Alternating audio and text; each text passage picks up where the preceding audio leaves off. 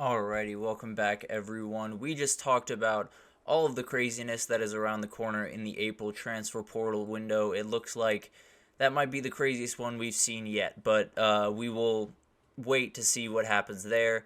Let's talk about JJ McCarthy.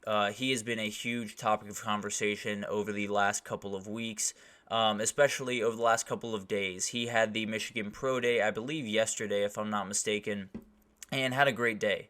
Absolutely ripped the ball around, made some remarkable throws. Actually, I think it was on Sunday, but made some remarkable throws. Made a throw that is absolutely eye popping, and I think everyone knows what I'm talking about because it made its rounds on Twitter, and people were comparing it to Zach Wilson's famous throw in his pro day that caught a lot of people's eyes. And first of all, they're not the same throw, but that's totally beside the point. It does bring up an interesting point about JJ McCarthy. Everyone has an opinion. Some of those opinions are entirely biased against Michigan because they are Ohio State fans or Penn State fans or Michigan State fans, whatever, or really any fan. No one really likes Michigan, but um, some people think he's incredible. Some people don't love his style of play. Some people think his style of play is the exact way that he was meant to play throughout his college career. And I'm somewhere in the middle. I think that the way this works a lot of the time is there are two extremes to a player evaluation, and the truth about that player is probably somewhere in the middle of those two. So the extreme good is some people saying he's the best player, the best quarterback in the draft. Mainly Jim Harbaugh, his former coach, makes sense why he thinks that. But there are still some people out there that have him very, very high. I know our buddy that we had on here last week, Andrew Tate, has him as the number two guy in the class. So there's a lot of variation about what people think about him. The extreme bad being he was carried by his defense, the run game, and he can't carry an NFL team. And some people just think like the meditation stuff is corny. Some people just think he has some corny about him, and that's why they don't like him. But that's totally beside the point. That has nothing to do with football. But there are a couple of things that I am absolutely sure of with JJ McCarthy, and it's not necessarily.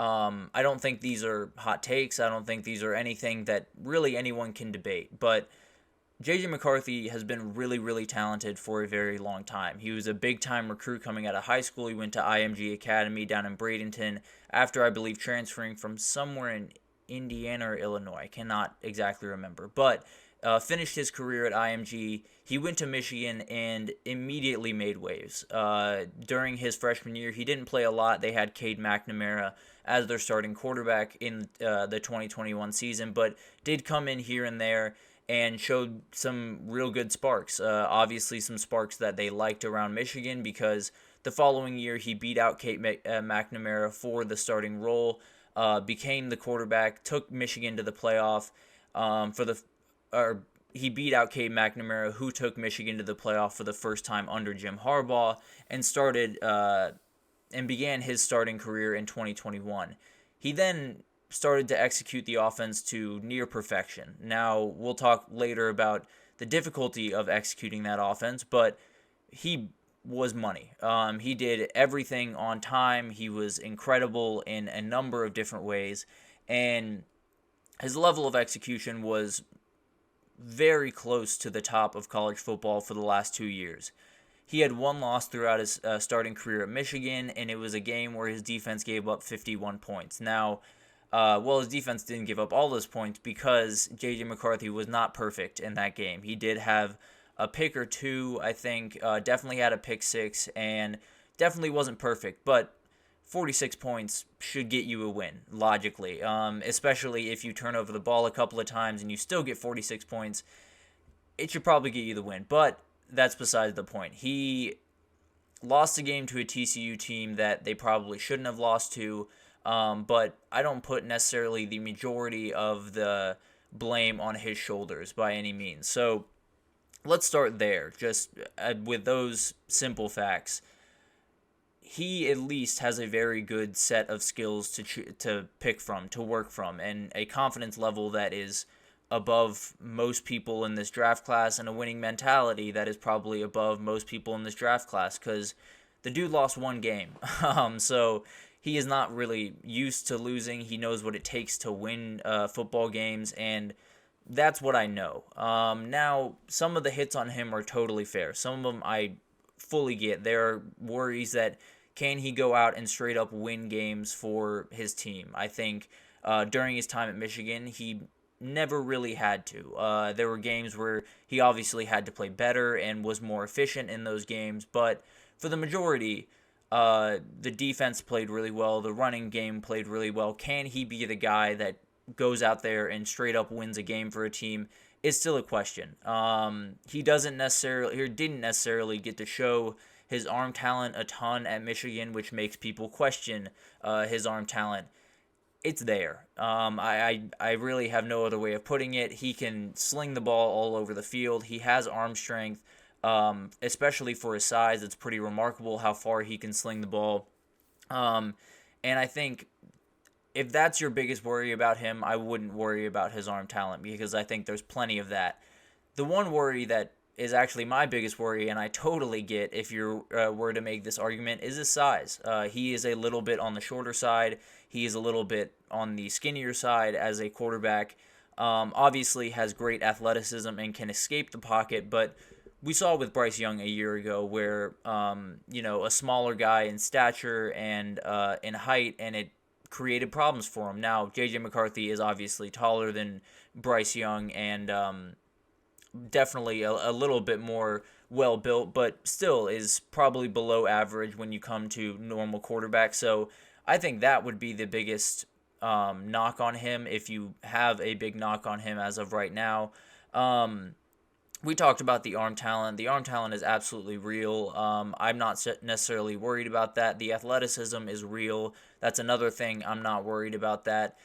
The big question becomes is how readily can he use those at the next level? How well can we set him up to be successful? Because he is one of those quarterbacks in this class that I would say can be very successful in this league if put in the right situation. And that's the case for a lot of these quarterbacks, but obviously with Caleb Williams, Jaden Daniels, even Drake May, according to some people, they might not need as great of a situation as someone like J.J. McCarthy, who I think needs to be fit into a very good spot. So it's very interesting talking about this kid, because I really do think he could hit huge on the next level. I think he is someone that can throw into tight windows. He can throw the ball a country mile. He has athletic ability that will make him more than formidable for defenses and D linemen that he's facing. He is smart, and he absolutely loves football. He is a very hardworking kid that wants to be the best, and I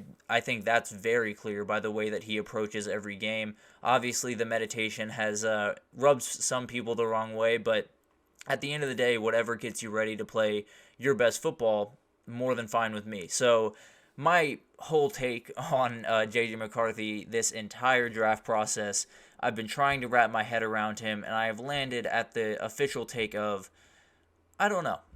I have no idea.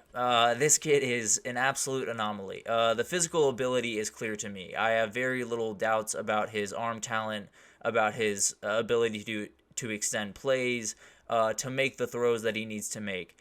I have no questions about the mentality. I think he loves football. I think he wants to be the best. I think he has that little bit of craziness that you need to be a starting quarterback in the NFL. I do wonder what he looks like in a non-Michigan uniform. Obviously, that's the big question. How does he adapt to a new offense? How quickly can he learn it? And the thing about him is he's under a microscope the second that he walks onto a team and the second that he starts for a team, because there are people that are going to be, as they say, preying on his downfall. And he is going to be trying to not give that to him, but every mistake that he makes, it will be all over Twitter. It will be a big reason why there will still be people, whether he is a 10-year vet in his career, there will still be people that say he's not good because of this video and this video and this video. But the reality for J.J. McCarthy and the way that he ends up succeeding is being who he is. being as consistent as you can possibly be, executing an offense, getting the ball to the playmakers. And if people want to call you a game manager, if people want to say that you're not to the level of all the other guys in the league, who cares? If you're winning football games and that's all that J.J. McCarthy cares about, he could care less what everyone else is saying about him. So there are some very interesting opportunities for him, some teams that have kind of come above the pack in terms of teams to watch to draft J.J. McCarthy. I did see a report yesterday that there were some rumors around the Commanders taking him number 2 overall. I don't necessarily expect that to happen, but I guess that's something we could watch. That would not be the situation that I personally would like the best for him. I think one of the teams that I see over and over and over is Minnesota. They keep being in the market for a quarterback. Obviously, Kirk Cousins signing with the Falcons. You now have an opening at that spot, and I've seen them trade up to the 4 spot, the 5 spot to get J.J. McCarthy, and I think that would be a fantastic fit. I think Kevin O'Connell would run an offense that would totally adhere to his strengths. Obviously, having Justin Jefferson and Jordan Addison on that team does not hurt one bit, so I think that would be a great fit. Denver is another team. I think Sean Payton would be a great fit. J.J. McCarthy is someone that does have more athleticism than Drew Brees, I'll give you that, but if you can unlock that accuracy that he has and that bit of arm talent that he has, Sean Payton and him could work very well and really kind of start to build a new era in Denver. And then the Chargers are kind of the wild card here, where there have been some people talking about possibly Jim Harbaugh drafting him at 5 and trading away Justin Herbert. They're not going to do that. That would be utterly insane. But if they do, we know how he works with Jim Harbaugh. So I think there's 3 really good scenarios for him. Now, all of that is very much up in the air. There are tons of things that can change. We don't know if him and Sean Payton are going to mold the way that, people might expect them to. We don't know that him and Kevin O'Connell are going to meld the way that people want him to. But at the end of the day, he's going to be a massive unknown until he steps onto the field. I don't expect him to burst onto the scene and win Rookie of the Year and light the world on fire. But if you were to tell me in 10 years I'll be watching J.J. McCarthy as the starter for the Minnesota Vikings, and he's been there in his entire career, and the fan base loves him, and he's been to some playoffs and even made some noise, I wouldn't think you're crazy. The dude has every tool or every box that you want checked off for a quarterback that you're going to draft. He pretty much has checked off. There's not a lot of things where there's glaring needs for something. There are question marks, don't get me wrong, but there's not like this massive red flag for J.J. McCarthy. So whoever takes him, I think they're going to be more than confident in his abilities, obviously, but it's going to be really interesting to see how all this plays out, because J.J. McCarthy, in my personal opinion, is the most interesting person in the entire draft. Not because he's the best player or even the best quarterback, but just because I have no idea what the next level looks like for him. I think he could be a 10-year starter and be on the level of the likes of like Matt Ryan and that group of guys, but I also think he could be a dud. That's definitely in the cards. So J.J. McCarthy is a very interesting guy. I fall somewhere in the middle of the 2 extreme groups that have formed around him, but I still have no earthly idea of what the next chapter of J.J. McCarthy's career looks like. But I really do think it could be very bright. But we'll see. I'll keep you updated on how everything happens with him, what team he gets drafted to, and how I like that fit. And we'll definitely be watching him closely, that's for sure. But we're going to take our final break here, and when we come back, we're going to do another Top 10 Tuesday. We're going to talk about some top quarterback and wide receiver duos going into 2024. This is a really tough list to make because first of all, you have to find out which wide receiver you want to use for some of these teams, but then you have to weigh the quarterback against wide receiver. It was tough, I'll put it that way, but we will be back with that right after this.